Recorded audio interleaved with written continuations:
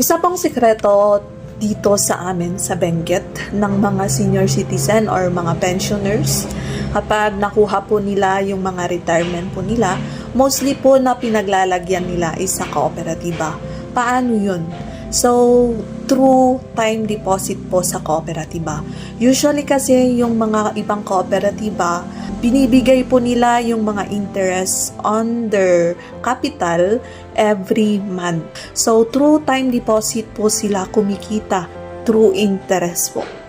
Pero sa mga ibang kooperatiba, merong ding fix na binibigay na interest po sa kanilang mga depositors. Depende naman po yan kung magkano po yung ilalak inyo na pera po ninyo sa kooperatiba, and then kung kailan nyo pwedeng kunin ang inyong capital or yung principal po na dineposit po ninyo dito. Uulitin ko, that will depend on when will you get your money and how much will you put on cooperatives. So, yung interest, usually, nagre-range po siya ng 4 to 5%.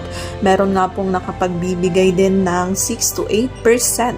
So, depende po sa kooperatiba na paglalagyan ninyo. Pero, ang nagbe-benefit nito is members. So, kapag hindi ka po members, hindi ka po pwedeng mag-time deposit po sa kanila.